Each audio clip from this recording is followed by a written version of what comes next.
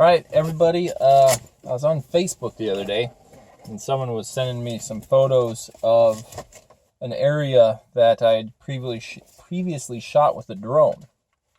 And what I saw, and I think what I shot was 2 months ago. I think it was beginning of April, it's beginning of June. Yeah, I think that's what it was. So about 2 months ago, there's an aerial stuff I shot. I'll splice in. It was this irrigation pivot that was next to the river, and it was turned in such a way it was turned away from the river, but you could tell the river was starting to chew a path to the center pivot. And we estimated there might have been 30 acres of soil that fell into the river, with probably 40 to 50 acres covered by sand. And the photos that I saw on Facebook have shown in the last 2 months that has changed. Because, again, in that previous video, it was, you'd see soil continually dropping down, falling in. And you're like, oh man, how long is that going to last? Like, how long is that going to go for? Oh, I need a different battery. Not this one. That'd be a mistake. So we're going to find out today exactly what has changed in the last 2 months. Okay, so we're a minute and a half into this video already, and I thought about teasing it out a little bit longer, but this is also YouTube. We don't have time for that. So let's go straight to the shot that you clicked for. Here it is. This is what you clicked for. This is what you wanted to see.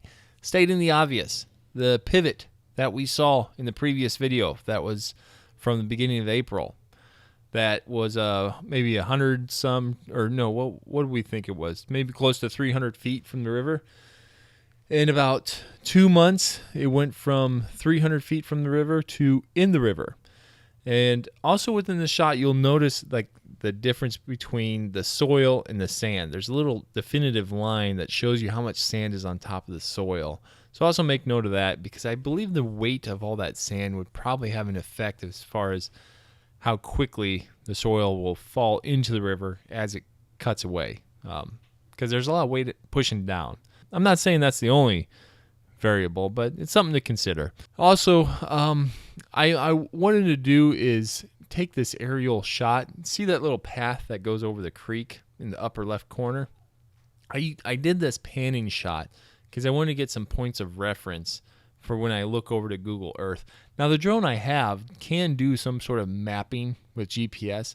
I just haven't learned to do that because I bought this thing for making really nice video to complement the really nice photos of the other drone that I use, because I'm mostly into photography and videography, but I might have to get into some GPS mapping to utilize all the tools.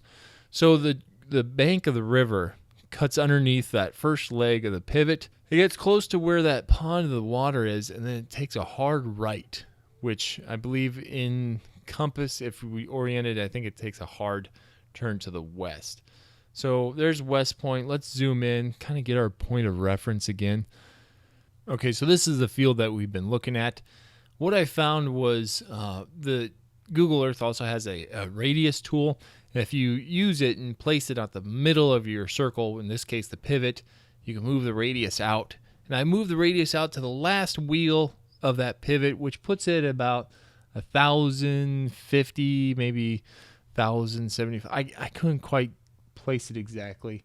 Maybe close to 1,100 feet. And that radius would almost do a full 360 entirely on the ground. And this is before the flood. This is a Google Earth image before the flood. Now, we know from that point of reference, there's a path that crosses over that little creek there. So we're going to go just short of that, cut over to where that pond is, take a hard turn to the west, as it did in that video. This is all rough estimates, rough math. And we're going to get an estimation as far as like how many acres have gone into the soil. I think it would be reasonably safe to assume 55 to 57 acres have gone into the river in total from the start of the flood. When we first did the video, my estimation was maybe 30 acres, plus more covered by sand. Now that estimation is probably 50 some acres. So in 2 months, has it been 20 to 25 acres more after the flood? Possibly. Also, as I flew the drone around, I wanted to get a close-up of the shot, like right as the water meets the bank. Because you'll notice there's a lot of deep cracks forming, and that's probably just the precursor from that about to go into the river. So in the few days from when I shot this to when I'm finally sitting down to edit it, I imagine that has fallen into the river. And that pipe that you see there that's bouncing, I almost wonder if that was like the underground conduit for the electrical. I never took a close look at the pivot before. Some guys have generators out there to power the pivot. Some might run a power line out to it to run it. So the other one I would assume is a water supply, the larger diameter one. And the other one might have been the electrical supply. And again, I was looking for these cracks to show, how soon it was more of it about to fall in. And then I called a friend about irrigation pivots, and I was like, what's it cost to actually get one of these installed? And I don't know if he said new or used, but he's like, you expect about $75,000. So you got to consider that on top of the cost of the pivot, plus at least 50 acres into the soil, as well as how many more acres covered in sand, that farm ground, I've heard farm ground go for as high as like $10,000. Sometimes as low as like 5 or 6. So rough math, there's a lot of money, a lot of livelihood that's been lost in this stuff. And it's easy to forget these things when we're, several months out away from the peak of the flood, and we're driving down the highways away from the river, and we're commuting to work.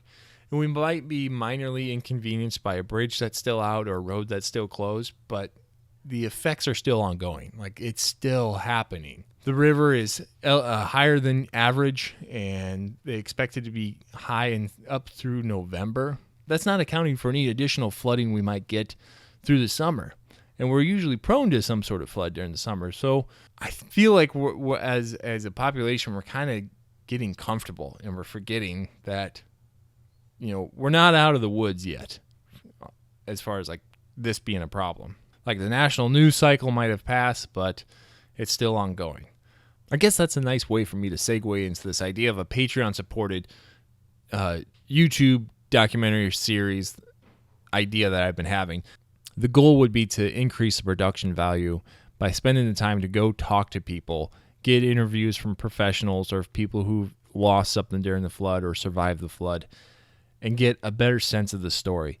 What I've been doing right now is like a shot like this is where I went to the store to run an errand, and then I zipped right out of town to grab a few shots and came right home to try to edit it together.